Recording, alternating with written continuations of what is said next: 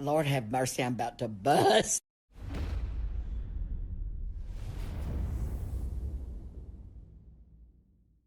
Diablo 4 is the latest installment in the Diablo series. This time the threat we are facing is Lilith, the Daughter of Hatred. She's the daughter of the primeval Mephisto, and it's our job to stop her from bringing destruction to Sanctuary. This will be a spoiler-free review for anyone wishing to still experience the story. The character creation in Diablo 4 is a big improvement compared to the previous games. Now you can customize your character freely, there's a decent character customization, and you can see your character's model in the actual cinematics with the addition of a transmog feature that allows you to change your clothing and its color. This all makes for a pretty decent character customization that was missing from the previous series. There are 5 different classes in the game: the Barbarian, Necromancer, Sorcerer, Rogue, and the Druid. Each class feels unique and provides something to the table when doing grouped content or nightmare dungeons. There's also a class-specific quests that you can usually do after level 15 that unlock a class-specific mechanic that provides extra passives or effects to your abilities that spice up your class and build. The combat is pretty standard for the genre, but there's a lot of fun new abilities for all classes. The skill tree appears more confusing in the beginning, but it actually is simpler than it looks. This is also the case with the Paragon levels, which you can unlock after level 50, that also provide a glyph slot that allows you to slot a specific glyph that provides you a permanent buff. This just appears a bit more confusing in the beginning, but once you get the hang of it, it's very simple. All around the map are these new Lilith altars, which provide you with a permanent bonus that is also account bound. I would just recommend opening up a map guide and just collect them all in a single go. The Renowned is a reputation system for the major regions that provide you with decent bonuses, like skill points or even more potion charges. The potions in Diablo 4 are improved. Now you have potion charges that you have from the beginning of the game, and killing mobs sometimes drop potion charges. You can also upgrade your potion to heal you more. This overall improves the potion system compared to the other games. Items can now provide you with extra ranks to your abilities. Together with the new aspect extraction feature, it makes the gearing process feel more smoother than the previous games. Legendary effects can be extracted and used in the future. Unfortunately, the legendaries have bonus percentage rating, which incentivizes you to extract your best percentage legendaries. Unfortunately, to see all that information, you need to actually go in the settings and enable the advanced tooltip information, which should have been made baseline. Even in cases where you're very unlucky and you need a legendary that did not drop, you can now do a specific dungeon which guarantees you that aspect on the lowest percentage, though not all legendary effects are obtainable from them. This is once again a good improvement on the gearing system and can save you a lot of time grinding. Diablo 4 is now also an entirely open world and multiplayer game. You can now see and interact with other players out in the world. There are also random events that appear on the map and you can do with other players in the area. World bosses are now a thing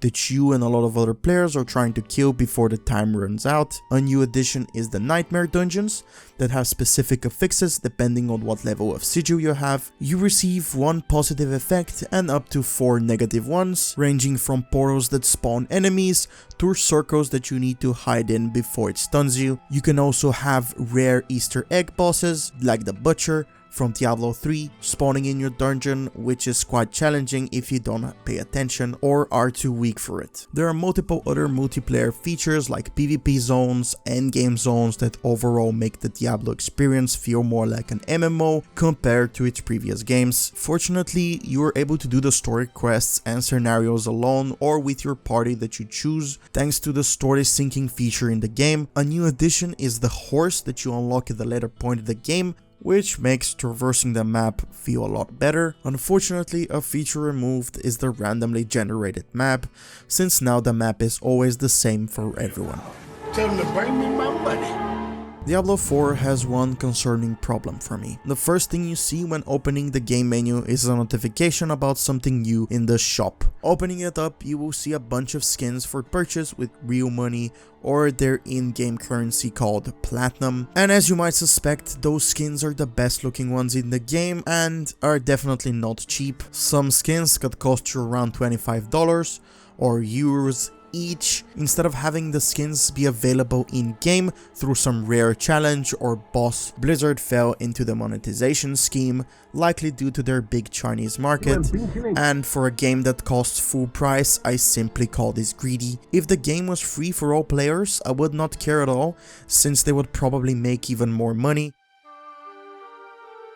Each environment in the game is unique and interesting, from swamps to mountains to deserts. There's a lot of different zones to explore. Graphically, the game looks amazing, and it's clear that there was a lot of work put into the visuals of the game. Liquid effects, textures, and terrains are especially great, with snow and sand visibly moving with your character. The world feels alive with the addition of animals roaming through specific biomes. There's a lot of random NPCs riding horses or fighting enemies in their area. Once again, Blizzard's cinematic quality is in full focus, with some amazing cutscenes, animations meeting their company standards. Each enemy and boss in the game is unique, and some even zoom out your camera even further, which makes for some truly amazing fights. Unfortunately, the bosses in the story are not that memorable compared to the previous games, besides a few ones, some of which feel more like elite mobs rather than bosses.